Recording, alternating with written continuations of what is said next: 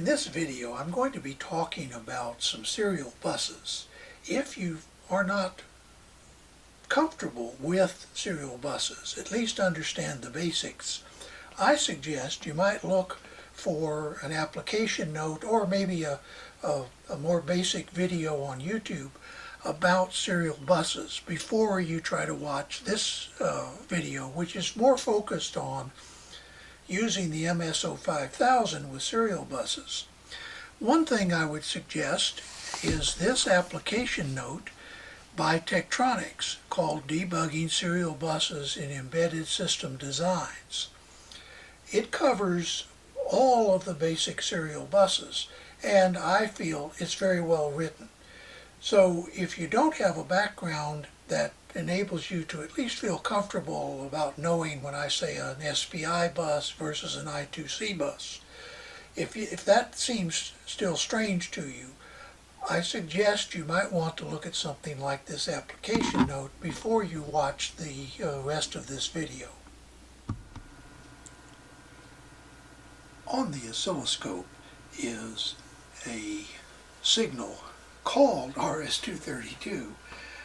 In a minute I'll talk just a little bit about that, because the term is used often incorrectly. I say incorrectly. It's become so generic that, well, we'll talk about it. But what you see is a decode of RIGOL and then a space DS6000, DS6000. The DS6000 is the demo board that, one of the demo boards that I use from time to time. It's, well, let's see, where is it? There it is. And I'm using that to generate a signal which is called RS-232, and then I have the decoder turned on. So by now I think you have guessed that we're going to be talking about serial buses, and there are a lot of things you can do with an oscilloscope like the MSO5000 with serial buses. But I'm only going to be talking about triggering and to a small extent decoding, although we're going to have to pick up decoding again later when we start looking at debugging serial buses. For today, we're just trying to get a signal that is synchronized and readable on the screen. So how do you do that? Well, let's move over, and you see at the top it says decode 1 on the left over here, and then bus type RS-232. Obviously this is well into a procedure, so let's start from the very beginning. What we have done is press the auto set, and now we're going to back off the time base until we can see a number of these bursts of data. Now, RS-232 actually goes back to about 1960. It was a recommended standard, that's what RS stands for. Number 232, introduced in 1960 at a time when data equipment, mostly just teletype replacements and things of that sort that worked over a telephone line using a modem, were being introduced. We're not going to go into all the history. What we are going to say is that this standard was proposed as the way to interface what was called data terminal equipment with data communications equipment, DTE and DCE And it's a fairly involved specification, but this often gets confused with the whole idea of using ASCII characters. And so let's talk a little bit about that and then come back to this to this oscilloscope. Here are the specifications for two recommended standards, 232 and 423. We're not going to talk about 423 today. We're going to talk about RS-232. It was, as I said, intended for as a voltage interface standard between two pieces of equipment. You may notice that it talks about levels of plus and minus 25 volts, and in some cases plus and minus 15 volts, and so on. I'm not going to get into all of that in detail because it's, frankly, at this point, pretty irrelevant. It became the connection standard that was adopted as personal computers began to proliferate, as the way that personal computers, PCs, connected to things like other computers, keyboards, etc. And as a result, because most of those interfaces were transmitting ASCII data, people began to call the interface, including the data, RS-232. That's actually not correct, and I only point this out not because I want to be a stickler, but because if you're actually talking about RS-232, you're talking about voltage levels. If you're talking about ASCII data, you're talking about a UART, or serial data transmission. UART stands for Universal Asynchronous Receiver Transmitter.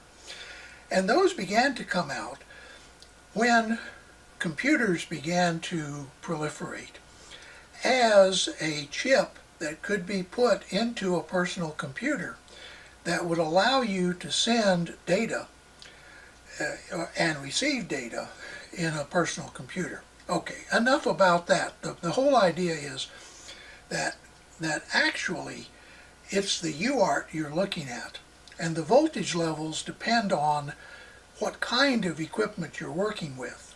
If you're working with true RS-232, then you'll have plus and minus 15 volt levels generally.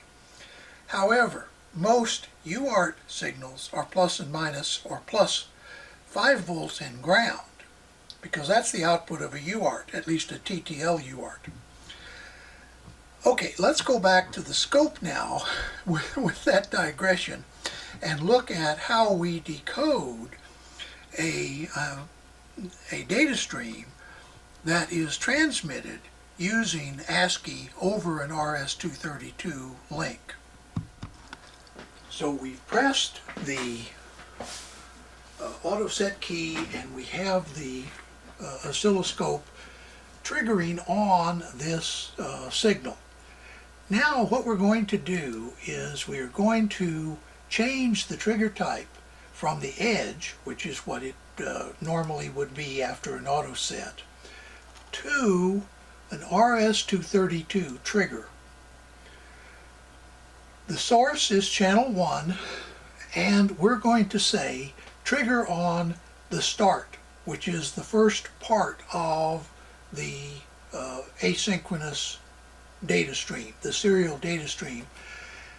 Then we're going to go to more, and we're going to set the polarity, which it's already set to positive, and let me explain. If you're working off a UART signal, which is a 0 to 5 volt signal generally, you want positive polarity. If you're actually using an RS-232 signal, the polarity is inverted, so you use a negative polarity. I won't go into that more, just for now. I think most of you understand this. If you don't, just for now, if you're actually using an RS-232 signal, that is plus and minus 15 volt signal, you set polarity negative. If you're using a 5-volt UART, then you set the polarity positive. For now, just remember that. Now you set the baud rate. The baud rate can be a variety of different values. You see here some of the available values. We have it set to 9600 baud, which is what the Rigol board is putting out. And you do need to know the baud rate. By the way, if you don't know the baud rate, you can determine it by looking at the narrowest pulse width, but we won't get into that today. The number of data bits is 8. Once again, you need to know what the number of data bits is. Normally an ASCII signal, American Standard Code for Information Interchange, I think is what it stands for, is 8 bits. There are other standards, EBCDIC and, well anyway, 8 bits and 1 stop bit. Some signals might have 1.5, some might have 2, but ours has 1 stop bit, and we have no parity. So we go back to our trigger, and the having set up the trigger, now let's go to the decode. I'm going to reach over here and press the decode key and turn on decode 1. I'm going to set the bus type to RS-232, and I'm going to turn on the bus. This is important. If you don't turn on the bus, it won't decode. Now that we have turned on the bus, I'm going to press the single key to stop the display. And as you see, I'll zoom in just a little bit more, you will see that it reads RIGOL, then a null, and then DS6000, DS6000, that's the name of the board. And it keeps repeating that over and over and over again. So, what we have done is successfully triggered on a serial data stream, in this case called RS-232, but really it's just an ASCII data stream that is being sent using an asynchronous transmitter with the data Rigol DS6000. So this is sort of the basics of how you set up an RS-232 trigger and decode on the Rigol MSO5000. Now we have switched to another type of serial bus that is popular in embedded systems. And this is a type you often will find interconnecting elements of an embedded system. So for example, a processor will interface with a memory chip using this bus. It's called the SPI, Serial Peripheral Interface, I think is what those stand for. And I'll show you how we set that up on the MSO5000 in just a second. What I wanted to show you first is, I've jumped ahead. You may notice that this particular board puts out a sort of random, not really random, but let's just say a lot of different packets of data. I have it set to decode the hex values, and you may notice that sometimes it sends 2 values, sometimes it sends 4 values. And what we would like to do is to lock in on a particular data value. So you may notice down here there are some bits. What I'm going to do is set those bits so that we only look at a signal that is a hex 1-1. I do that by clicking on the bit, and we'll come back to how we got here in a minute. And then we enter 0, 0, 0, 1, 0, 0, 0, 1, and then OK. Now notice that it only shows the packets that match that bit pattern. In other words, that have the hex value 1, 1 in the data. So how did we get to this point? Here is the Rigol MSO5000 with channel 1 connected to the SPI clock and channel 2 connected to the SPI data. In this case, it's called MOSI, that is master out, slave in. There also is another signal in an SPI bus called MSO, which stands for master in, slave out. And finally, in some SPI systems, there is a signal called chip select, which you can use to trigger. We're not going to trigger on chip select. Instead, we're just going to use these two signals to look at the signals that are being sent by the master, master out, to the slave, slave in, or MOSI, and that's this lower trace. The SPI bus is a combination of control and timing by the interaction between the clock signal and the data signal. So if we want to trigger on this, the thing we do is go over here to the trigger menu and click on type,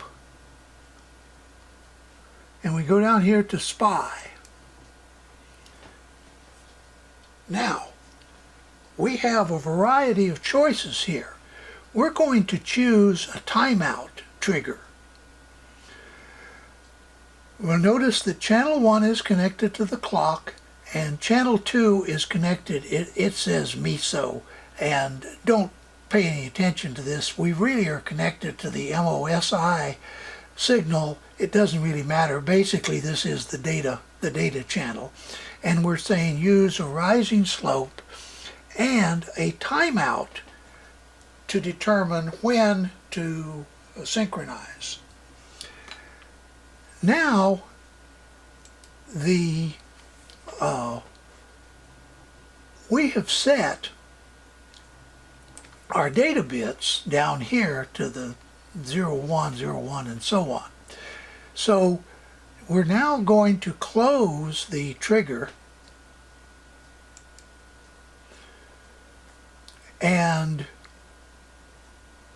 move over.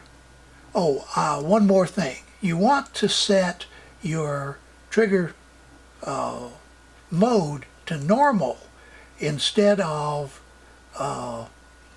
auto.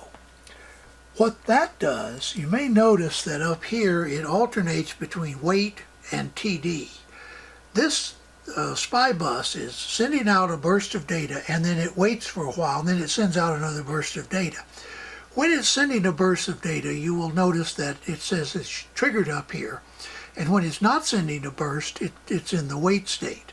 You want to use that for a SPI bus, that is the normal trigger, not the auto trigger, because, and here we're talking about auto trigger, not auto set, because you only want to look at the bus when data is being sent.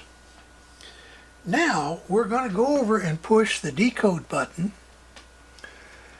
and come up to here and turn on decode 1.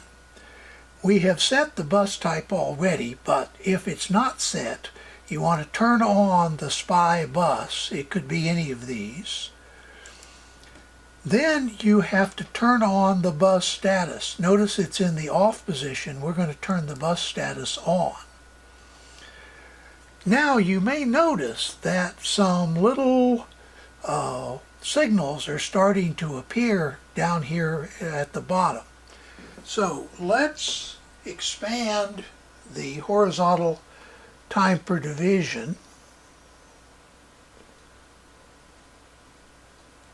and you notice we are now displaying those data packets. That is, sometimes 2, sometimes 1, sometimes 4. And you will notice that at the same time, up above, the number of clock pulses corresponds to the number of packets of data that are being sent. So when it's sending 4 packets, we have clock pulses that stretch out to here. When it's only sending 1 packet, well, we just have clock pulses that extend for 1 data interval. So that is how you set up an SPI bus and decode it. Now there's some other things you can do. For example, you can turn on display and you can display, by the way, in something other than hex. In this case, it doesn't make a lot of sense to do that because we're sending hex. If we were sending ASCII, then we could turn on ASCII. We're now going to turn on the event table. And notice now what's happening up here. Sometimes it's sending just 1, 1. Sometimes it's sending 1, 1 twice. And sometimes it's sending it 4 times. And this is the time between each of those packets. Now, of course, if you wanted to, you could stop the scope and look at each individual packet and so on. We're not going to go there today, though in the future we might look at how you might want to do this. For today, we want to know, how do you set it up to trigger on an SPI bus, and how do you decode the SPI bus, and in doing so, set up the trigger so that you only look at a particular data value, or perhaps a number of data values. You can set it to any data bit, to a 0, or to a 1, or to a don't care. So, that is the SPI bus. Finally, I have on the screen a trigger and decode of an I2C bus. Now, the I2C bus consists of 2 lines. It's a pure 2-wire. The serial clock, which is on channel 1, and the serial data, which is on channel 2. Once again, I'm not going to try to describe this bus in any detail. We may look at it in more detail in a later video. What I'm mainly trying to show here is how the MSO5000 is set up to decode it. And I have the scope stopped. You can see that right here by the fact that the stop is red. And we see that the last data packet transmitted was a write with the data RIGOL being sent over the I2C bus. So that's all well and good. So how did I get that set up? As usual, we started out by connecting the probes, in this case to the serial clock, and this one to the serial data of the I2C bus. Now I'm going to back off the horizontal time base to show quite a few cycles, and then I'm going to go into the trigger menu, and as usual, auto set has left us in the edge trigger mode. So I'm going to click on type of trigger, and then I'm going to go over and scroll down to I2C and click on that. Then it asks me, well, which channel is the S clock on? I've set that to channel 1. Which channel is the serial data on? I've set that to channel 2. And then it says, when would you like to display? You have many choices here. You can do it when a data packet starts, when a data packet stops, when there has been a restart. I won't get into that. We maybe talk about that at some point in the future.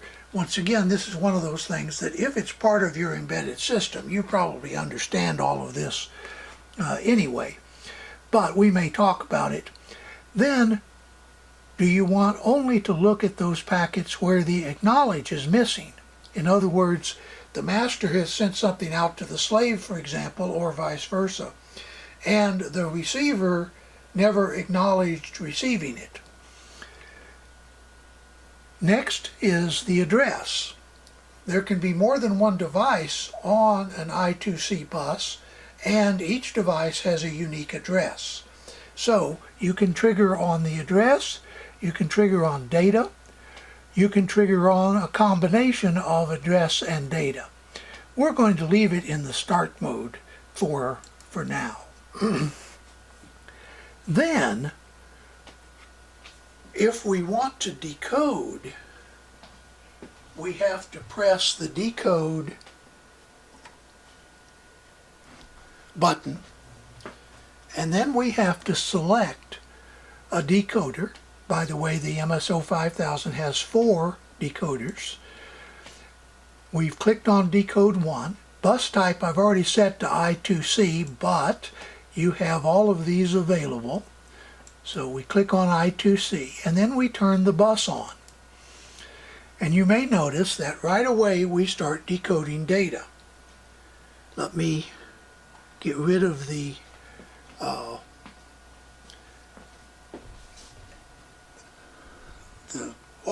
overlay menu, and you may notice that it's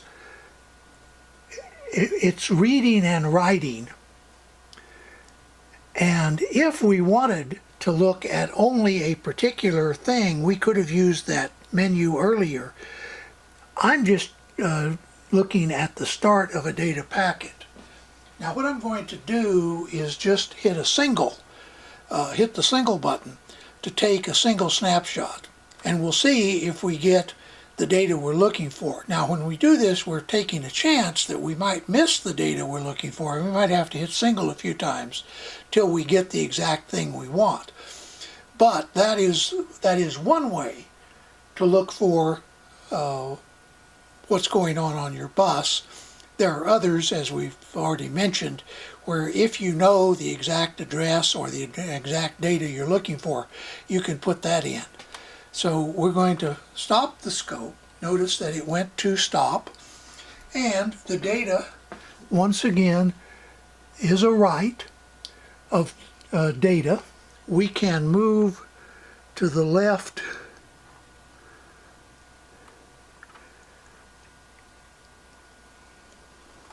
and expand this out a little bit.